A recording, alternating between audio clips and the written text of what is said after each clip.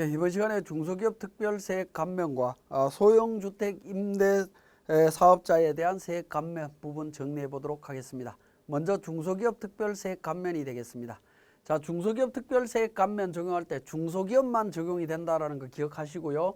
그 다음에 제조, 건설, 도소매, 인력 공급 관련되는 업종이 정해져 있다는 겁니다. 우리가 앞 시간에 공부했던 창업 중소기업에 대한 부분도 업종에 제한이 있었죠. 중소기업 특별세액 감면도 업종에 제한이 있습니다. 근데 그러니까 조금 실무자 입장에서 조금 어려운 얘기일 수 있습니다. 어려운 점은 뭐냐면 중소기업 특별세액 감면이 적용되는 업종과 창업 중소기업이 적용되는 업종이 다르다라는 겁니다. 웬만한 부분들은 일치하는 부분들이 있습니다만 몇 군데가 다른 데가 있습니다. 그 업종들 잘 확인하셔야 됩니다. 대표적인 게 창업 중소기업 설명드릴 때 제가 예를 들었던 음식점은 창업 중소기업 감면됩니다. 그렇지만 그러니까 특별세액 감면은 적용되지 않는다라는 겁니다. 주의하시고요. 자, 업종 분류는 표준산업 분류에 의하도록 되어 있습니다. 자, 겸업업종의 경우에는 어떻게 되느냐? 중소기업은 감면 대상 업종에 한해서 감면을 적용을 합니다. 자, 이 경우에는 우리 소득 구분 계산서에서 감면 대상과 아닌 거 다 구분을 해야 되겠죠. 그렇게 해서 적용을 하시면 됩니다. 자, 자동차 정비 공장을 운영하는 사업과 관련해서 한번 살펴보면요. 자동차 정비 공장과 관련되는 부분은 정비할 수 있는 면허가 4가지로 이렇게 구분되어 있습니다. 종합정비, 소형자동차 종합정비, 자동차 전문정비, 원동기 전문정비업이 있습니다. 이 경우에 중소기업 특별세액 감면 적용 가능한 게 자동차와 소형자동차 종합정비업은 가능합니다. 근데 나머지는 안 된다라는 겁니다. 우리가 일반적으로 기장을 하시는 카센터나 이런 부분들 있죠. 정비 공장 관련되는 부분들 잘 한번 확인해 보시기 바랍니다. 자, 감면을 적용할 때 본점이 수도권 내에 소재할 때 감면율은 어떻게 되느냐는 부분인데 도매업입니다. 도매업 등인데 도매업은 도매, 소매, 의료업입니다. 이런 경우에는 소기업일 때 수도권 안에서는 소기업일 때 10%, 지식기반산업의 경우에는 소기업 20%, 중소기업 10%, 그 외 업종은 소기업 20%로 되어 있습니다. 자, 지식기반 업종에 대한 부분은 엔지니어링 사업과 전기통신, 그 다음에 연구개발 뭐 이런 쪽들입니다. 이런 쪽들은 소기업일 때 20%, 중소기업은 10%, 그 외 업종은 20% 적용이 됩니다. 수도권 내에서는 감면율이 좀 다양하다라는 거 기억하시고요. 자, 본점이 수도권 외의 지역에 소재하는 경우에 어떻게 되느냐 하는 부분인데요.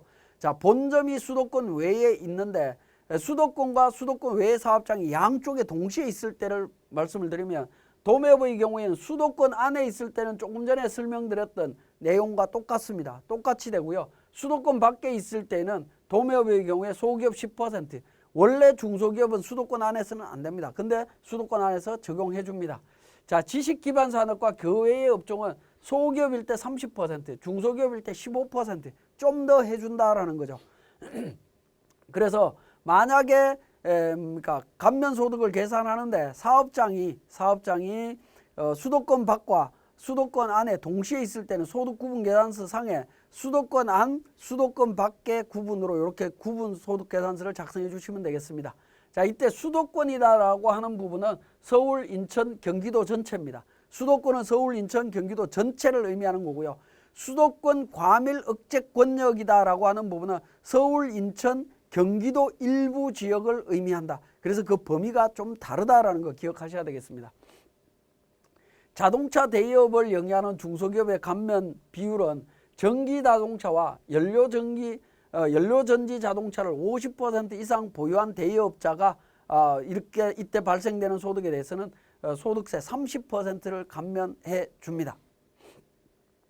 소기업의 범위가 되겠습니다. 중소기업의 매출액이 업종별로 중소기업 기본법 시행령 별표 3을 준용해서 금액 이내에 들어가야 됩니다. 옛날에 소기업의 판정은 인원수로 판정했습니다만은 지금은 매출액 기준으로 판정을 합니다. 이 부분 잘 주의를 하셔야 되겠고요. 자, 이 부분은 우리 중소기업 기준검토표 원래 법인세법에 있지만 우리 세무사롱에 중소기업 기준검토표 작성하는 서식이 있다라고 말씀드렸죠. 거기에서 소기업을 다시 한번 작성을 해보시면 됩니다. 자, 별표 내용도 확인하실 수가 있고요. 자, 감면세액 계산은 산출세액에서 산출세액 곱하기 과세표준분의 감면소득 곱하기 감면 비율로 해서 감면세액을 계산하시면 됩니다. 자, 감면 한도는 상시 근로자 수가 감소한 경우에 1억 원에서 근로자 수 1명당 500만 원을 한도로 줄입니다. 그래서 기본 한도는 1억인데 직원 수 1명 줄 때마다 감면 한도가 500만 원씩 줄어든다라고 보시면 되겠습니다. 그러면 전체 인원이 20명 이상 감소를 하지 않으면 중소기업 특별세 감면은 적용받을 수 있다라고 보시면 되겠고요. 자, 최저한세 적용이 되고 농특세 비과세 됩니다. 고용정대 세제나 사회보험료 세액 공제와 중복 적용이 됩니다. 원래는 중복 적용이 안 됐는데 중복해 줍니다. 자, 복식부기 의무자가 복식부기 의무자를 제외한 사업자는 추계 신고 시에도 감면을 적용받을 수 있습니다. 복식부기 의무자가 추계로 신고하면 무신고가 됩니다. 무신고가 되는 경우에는 무신고 시에는 적용을 받을 수가 없습니다. 신고를 안 했기 때문에 적용을 못 받는데요. 추계로 신고한 경우에는 인정을 해줍니다. 근데 복식부기 의무자가 추계로 신고하면 무신고가 되기 때문에 적용을 못 받는다는 거, 이 부분 반드시 주의하셔야 됩니다. 자, 소형주택 임대소득에 대한 세액 감면, 이 부분은 제가 총수익 금액 설명드릴 때 주택임대보증금에 대한 부분 설명드릴 때 한번 설명드렸던 내용입니다. 그래서 다시 한번 간략하게 정리를 해보겠습니다. 자, 감면 요건 중에 임대사업자 요건이 있습니다. 내국인으로서 이 요건 충족해야 된다. 모두 충족해야 된다. 국세청에 사업자 등록해야 되고 지자체에도 등록해야 된다. 이렇게 등록해야 되는 첫 번째 요건 충족해야 되고요. 자, 이때 임대주택으로 등록할 때 주택의 요건이 있습니다. 자, 국민주택 규모 이하의 주택이어야 된다라는 거죠. 국민주택 규모 이하의 주택을 해야 되는 거고, 국민주택 규모 이상의 주택은 등록을 하더라도 의미가 없다라고 보시면 되겠고, 기준시가 기준입니다. 주택 임대 개시일 당시의 기준시가가 6억 원 이하여야 됩니다. 6억 원 초과되는 주택을 등록을 했다 하더라도 감면 배제됩니다. 그리고 임대료가 연 증가율이 5%를 초과하지 않아야 됩니다. 임대료 상승이 5% 이상 넘어가면 안 된다라는 거. 요 요건이 충족이 됐을 때 감면을 받을 수 있습니다. 자, 임대주택 수와 임대 기간입니다. 임대주택을 1호 이상을 4년, 장기 일반 임대주택은 8년 이상 임대를 해야 됩니다. 자, 그리고 자, 4년, 8년 이상 임대를 해야 되는데, 그러면 4년, 8년 후에 감면해 주냐는 건데, 그렇지는 않다라는 거죠. 자, 감면은, 그러니까 임대를 시작하면 감면은 해줍니다. 미리 감면은 해주고, 나중에 이 요건을 충족할 거다라는 조건 하에서 해줍니다. 해주는데, 만약에 감면을 받다가 그 기간을 충족 못하면, 소득세로 다시 납부를 해야 됩니다. 다시 납부하는 세액은 감면받은 세액 전액 또는 장기 일반 임대주택의 경우에는 4년 이상 8년 미만 요건이다라고 하면 60%에 해당하는 금액하고 이자 상당액하고 합쳐서 소득세로 납부하도록 되어 있습니다. 자, 감면세액은 얼마를 적용해 주자 하면 임대사업에서 발생하는 소득에 대한 소득세의 30%를 기본적으로 해줍니다. 4년짜리는 30%, 장기 일반 임대주택의 경우에는 75%를 해줍니다. 8년짜리는 75%까지 세액 감면해 줍니다. 자, 이 세액 감면 적용할 때 최저한세 적용하느냐? 최저한세 적용합니다. 그 다음에 농특세 어떻게 되느냐 하는 건데, 감면세액의 20%를 농특세로 과세를 합니다. 그러니까 결국에 75%를 감면받더라도 감면받은 75%의 20%는 세금으로 다시 내야 된다라는 겁니다. 감면이 그것만큼 줄어든다라고 보시면 되겠네요. 자, 그러면 우리 세무사랑 프로를 통해서 다시 한번 확인하도록 하겠습니다. 자, 우리 교재 세무사랑 프로 운영 방법에서 중소기업 특별세 감면에 대한 부분입니다. 자, 백두무역 상사의 수도권 내의 소기업으로서 중소기업 특별세 감면 받고자 한다라고 되어 있고요. 소득 구분 계산서 관련해서 종합소득금액 3억 5천, 도소매업, 건설업, 과세분이라고 되어 있는 부분이 있습니다. 과세분이라고 하는 건 비감면이라고 이해를 하시면 되겠죠. 자, 한 거주자가 도매업과 건설업 동시에 있다. 도매업과 건설업은 감면율이 다르다라는 겁니다. 건설업은 20%고 도매업은 10% 감면율입니다. 소기업일 때. 자, 그러한 경우에 산출세 기준으로 어떻게 적용할 거냐 하는 부분입니다. 자, 기본적으로 우리는 과표 및 세액 계산 쪽에 보시면 소득금액 및 과세 표준 계산이라고 해서 앞에서 우리가 작성했던 부분이 있습니다. 소득 구분 계산서가 있죠. 소득 구분 계산서에 5번 탭에 있는 소득 구분 금액이 있죠. 이 금액을 기준으로 해서 작성을 하시면 됩니다. 작성을 하면 되는데 그 소득구분계산서 작성한 내용을 요약해 놓은 게 우리 교재 자료에 있습니다. 그 자료를 통해서 감면세액을 계산하도록 하겠습니다. 자, 공제감면 탭에서 두 번째 세액공제 감면 로마 숫자 2번에 보시면 첫 번째 있는 감면세액 조정명세서입니다. 감면세액 조정명세서에 조금 전에 말씀드렸듯이 도매업과 건설업의 경우에는 감면율이 다르다라는 겁니다. 감면율이 다르기 때문에 중소기업 특별세액 감면은 감면율별로 따로따로 계산하시면 됩니다. 자, F2번을 통해서 중소기업 특별세액 감면 선택하시고요.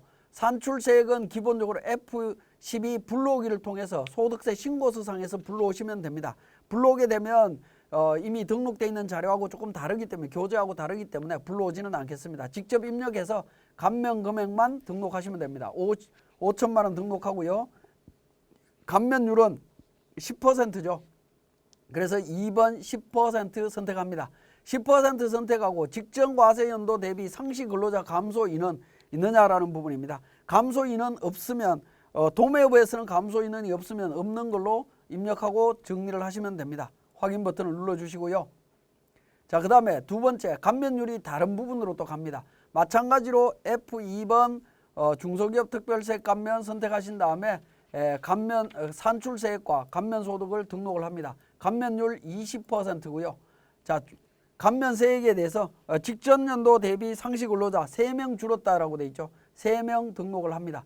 3명 등록하면 감면 한도는 어떻게 됩니까? 8,500만 원 나오죠. 8,500만 원 이내 금액이기 때문에 감면세액을 적용받을 수 있다라고 보시면 되겠습니다. 자, 이렇게 감면이 적용이 됐다, 감면세액을 계산했다라고 하면 확인 버튼을 통해서 저장을 합니다.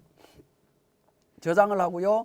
우리 세액감면 신청서가 있습니다. 세액감면 신청서에서 F12번 불러오기를 통해서 반영을 합니다. 그러면 중소기업 특별세액 감면 1,486만 5,731원이 반영되어 있는 것을 확인하실 수 있고요. 저장합니다. 그리고 과세표준 및 세액계산 쪽에 가서 종합소득세 신고서로 갑니다. 신고서에서 8번 종합소득 계산 쪽에서 세액감면 쪽에 커스를 두고 F8번 세액감면 조회라고 있습니다. 조회란을 조회하게 되면 방금 작성했던 중소기업 특별세액 감면 내용을 확인하실 수 있고요. 자, 이 부분을 적용 버튼을 통해서 반영해 주시면 되겠습니다. 자, 우리 교재에 보시면 지금 사례 부분은 도매업, 건설업, 과세분해서 감면 업종이 소득 구분을 했는데 전부 다 플러스가 나온 케이스입니다. 플러스가 나왔는데 만약에 도매업에서 마이너스가 나면 어떻게 되느냐 하는 부분입니다. 이 마이너스 금액은 건설업 감면소득과 비감면소득 비율대로 안분해서 결손금을 통산한다라고 보시면 되겠습니다. 우리 교재에 보시면 건설업과 부동산 임대업에서 발생된 금액 2억 5천만 원에서 총 3억입니다. 그죠? 3억의 비율을 계산해 보니까 건설업은 83.33%가 나옵니다. 그러면 도매업에서 발생된 결손금 5천만 원 중에 83.33%를 건설업에서 차감하겠다라는 겁니다. 그러면 4,166만 5천 원을 차감하게 됩니다. 그러면 5,660만 원에 차감된 금액 기준으로 해서 계산하게 되면 감면은 943만 3,408원이 계산되도록 되어 있습니다.